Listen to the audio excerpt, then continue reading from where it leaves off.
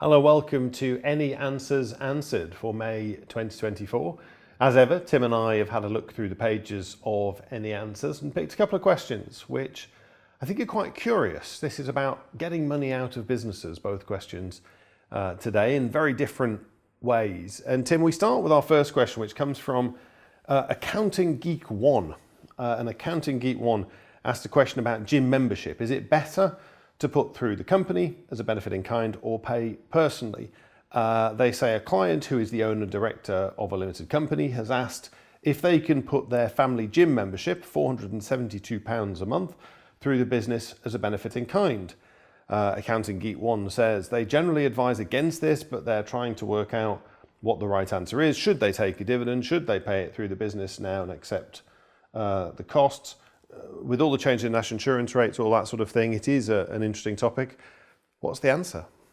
Well, the answer is it doesn't make a huge amount of difference. As you said, the director shareholder in question is a basic rate taxpayer only.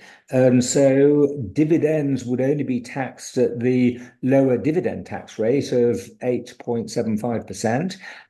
The company itself, we're told, would only be subject to corporation tax at the lower rate of 19%.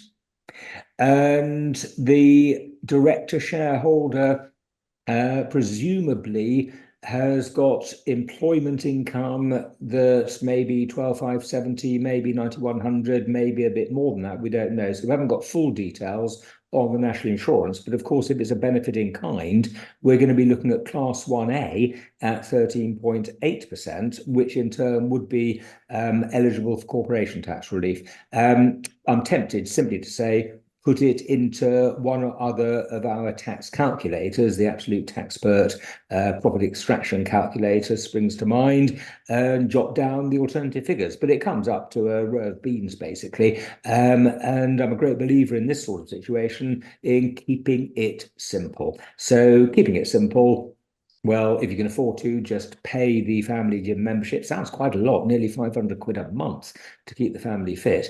But it's because it is such a lot that you're thinking of putting it through the company. And the admin side of it, particularly bearing in mind that benefits in kind are going to be payrolled from April 26, might just persuade us to keep it out of the company. And if you need the money, take a dividend. And that would be the end of that. There may be other ways of extracting money from the company more tax efficiently as well.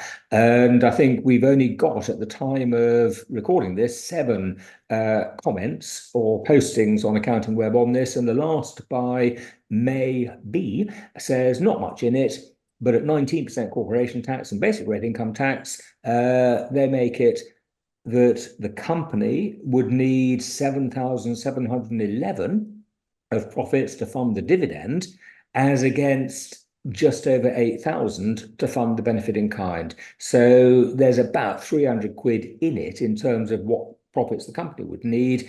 And as I say, maybe we shouldn't be looking at the tax tail wagging the commercial dog here and just keep it simple, take a dividend, pay that. After all, what other family expenses might you then start thinking of putting through the company? Why the gym membership? There's no tax exemption here. So I think my inclination would be to say, forget the numbers, take a dividend if you need it.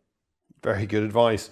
Indeed, keep it simple at all times. The second question we have is from Neil Simpson. Neil asks a question. It's actually very unusual to see this on the pages of AccountingWEB, because this is somebody's client who has come on to AccountingWEB sort of rejecting the advice of their accountant and asking the question of the good folks on AccountingWEB. Actually, they've missed a really fundamental point in their question. Anyway, let me tell you the question. They're thinking about changing their year end, Tim, of their company to access a new pension year.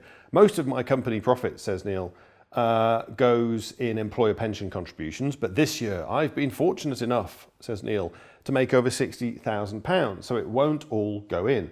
My year end is the end of October. If I extend this to the end of April, could I make further contributions in April and therefore reduce my corporation tax bill? I'm unlikely to hit the problem in the future years as revenue will decrease again. Tim, the standard point we often come across, this is where 2 different year ends are relevant, one for a pension, one for the company.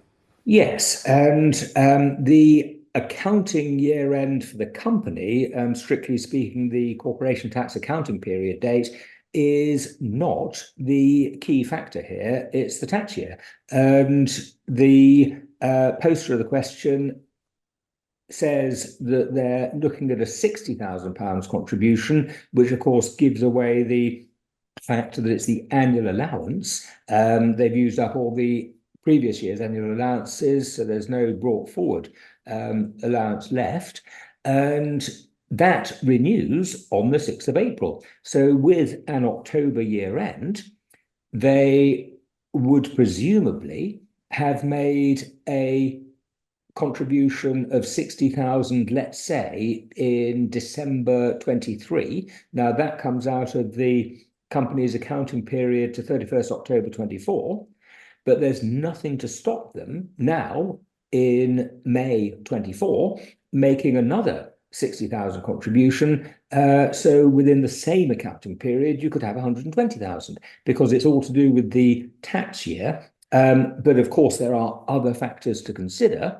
In particular, as far as the individual is concerned, we do need to make certain that that 60,000 isn't going to generate an excess charge. Presumably it won't. By the very brief details we've got, I don't think we're going to be looking at very high incomes.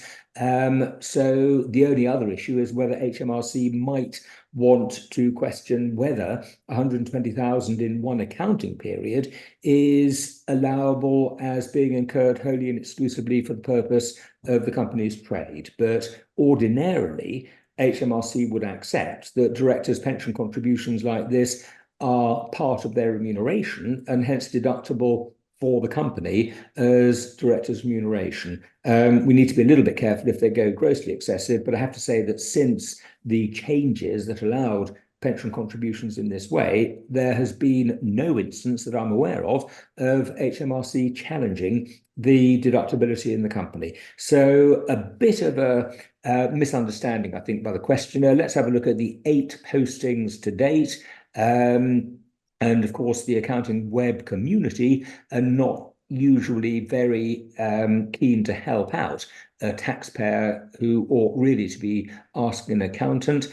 And I think, yeah, that's basically the gist of the comments. But, you know, we're able, for the benefit of everybody in AccountingWEB, to point out that it's tax year for the individual, not accounting date for the company, that's the critical factor here.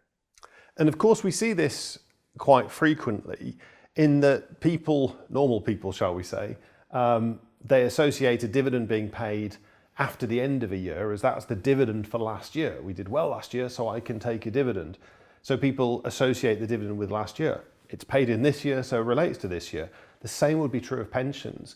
Yes, you might think I've had a good year, so I can pay this pension that relates to last year. Yes, but it's still being paid in this year. So the timing of it is separate, a separate thing from the year end of the company. Hopefully useful to the 2 people who asked those questions and many more besides. Keep posting on the page of any answers and perhaps next time it'll be your question we have a look at. But for today, bye-bye.